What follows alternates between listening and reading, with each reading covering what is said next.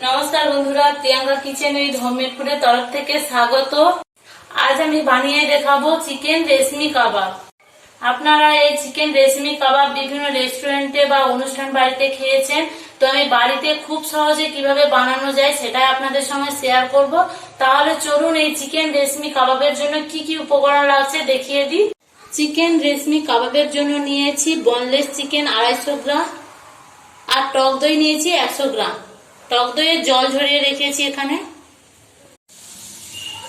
নিয়েছি জিরে গুঁড়ো 1 চা চামচ, গোলমরিচের গুঁড়ো 1 চা চামচ, কাশ্মীরি লঙ্কার গুঁড়ো 1 চা চামচ, হলুদ গুঁড়ো 1 চা চামচ, 1 চা চামচ পেঁয়াজ বাটা, আদা বাটা 1 চামচ, রসুন নিয়েছি 3টে কোয়া থেঁতো করে নিয়েছি, লবণ নিয়েছি স্বাদ মতো, গরম মশলার গুঁড়ো 1 চামচ, বাটার 2টো, সরিষার তেল।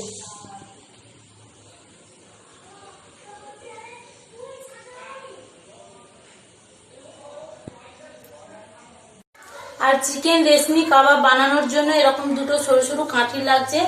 বাঁশের কঞ্চিগুলোকে ছিলে এইভাবে নিয়েছি। এই রেশমি কাবাব কিন্তু বানানোর জন্য এরকম বাঁশের কাঠি বা কোনো স্টিক এরকম হলে খুব ভালো হয় কাবাবের জন্য। তো দেখুন কাঠিগুলো পরিষ্কার করে নিয়েছি। চিকেনটা সেদ্ধ করার জন্য বাটিতে কিছুটা জল নিয়েছি, এরপর গ্যাসের উপর বসিয়ে দিচ্ছি। এই জলের মধ্যে চিকেনগুলো দিয়ে দেব।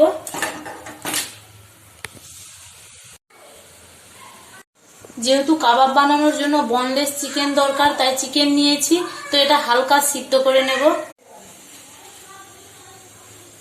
চিকেনটা হালকা করে সেদ্ধ করে নিয়েছি, এরপর নামিয়ে নেব।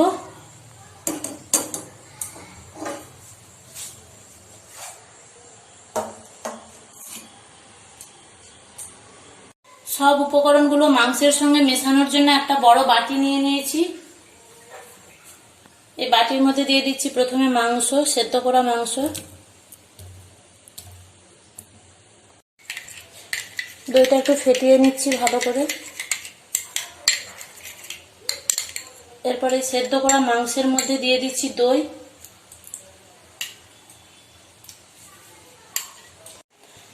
দিয়ে দেবো একটা বাটার।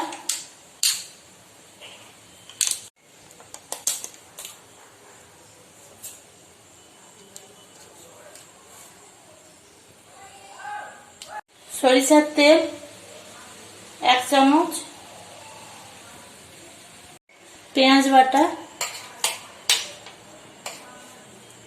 হলুদের গুঁড়ো, কাশ্মীরি লঙ্কার গুঁড়ো, গোলমরিচের গুঁড়ো,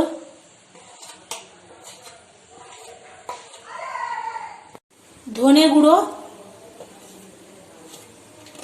গরম মশলার গুঁড়ো,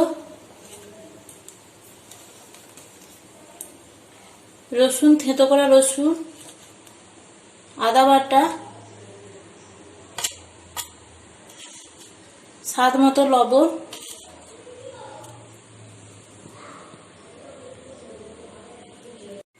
সব উপকরণগুলো হাত দিয়ে ভালো করে মিশিয়ে নেব।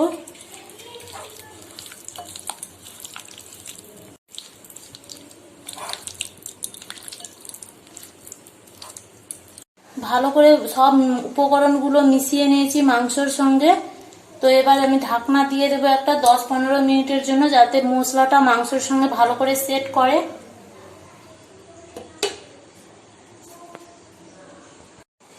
ম্যারিনেটের ফাঁকে গার্নিশিং এর জন্য আমি কিছু কেটে নিচ্ছি শসা, পেঁয়াজ আর ধনেপাতা।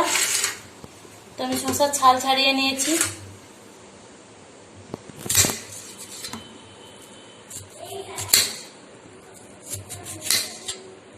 শসা কেটে নিয়েছি, এরপর পেঁয়াজ কেটে নিচ্ছি।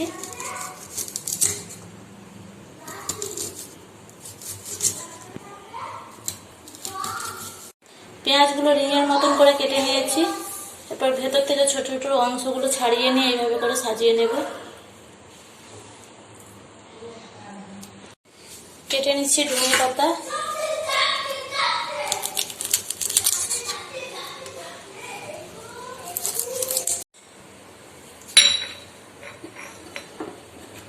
दस 15 मिनट बादे फिरे एसे ढाकना खुले निচ্ছি। বাঁশের একটা স্টিক নিয়ে নিয়েছি। এরপর একটা মাংস নিয়ে নিচ্ছি, এইভাবে স্টিকের মধ্যে আস্তে করে ভেতরে ঢুকিয়ে দেব।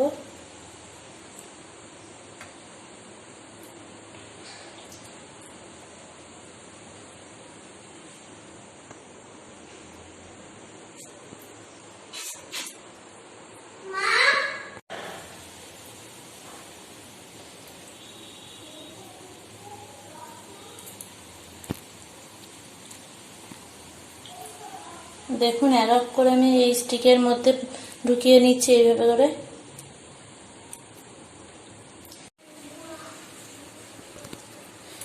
8 পিস করে একটা স্টিকের মধ্যে দিচ্ছি আমি। আবার একটা কাঠি নিয়েছি, একইভাবে এইভাবে গেঁথে নেব স্টিকের মধ্যে।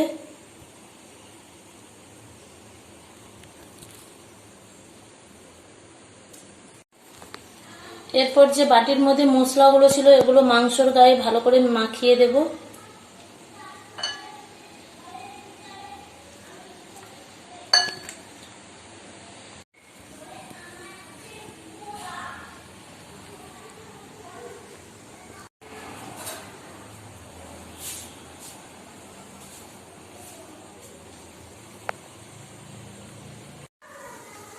একটা তাওয়া নিয়ে নিয়েছি, তাওয়াটা গ্যাসের উপর বসিয়ে দিচ্ছি।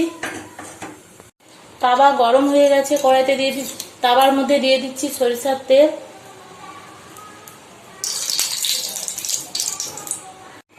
এরপরে তেলের মধ্যে দিয়ে দেব বাটার।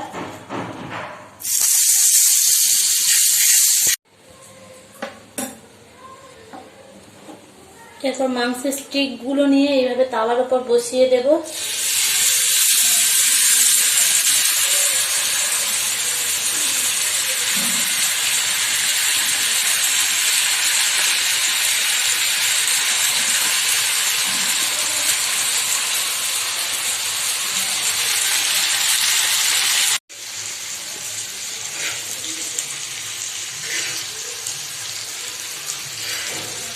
নিচের দিকে যে বাটার আর তেল আছে ওগুলো উপরে এইভাবে দিয়ে দিচ্ছি কাবাবের উপরে। এরপর স্টিকটা ধরে ঘুরিয়ে দেব।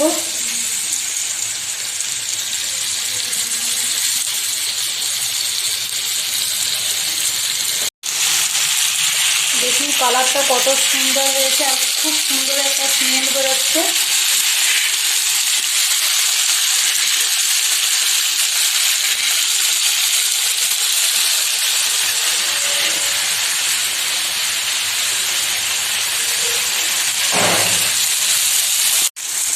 এরপর হয়ে গেছে, নামিয়ে নিচ্ছি।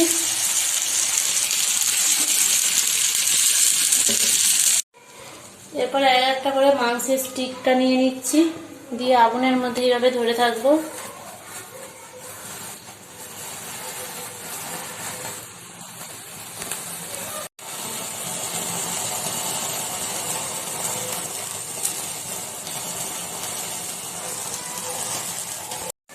ভালোভাবে স্টিকটাকে ঘুরিয়ে ঘুরিয়ে আগুনের মধ্যে সেঁকে নিতে হবে।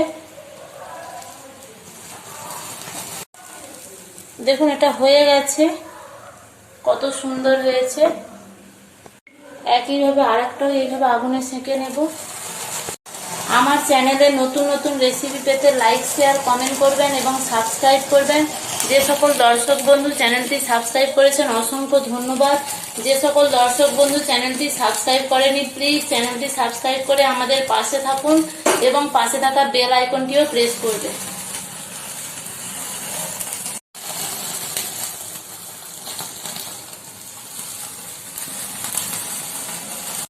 চিকেন রেশমি কাবাবগুলো আগুনে ভালো করে সেঁকে নিয়েছি, এরপর নামিয়ে নিয়েছি, গার্নিশিং করে নেব। দেখুন বন্ধুরা চিকেন রেশমি কাবাব রেডি হয়ে গেছে, কত সুন্দর হয়েছে। আপনারাও এইভাবে বাড়িতে বানিয়ে ট্রাই করতে পারেন, খেতে খুবই ভালো লাগবে। সবাই ভালো থাকবেন, ধন্যবাদ।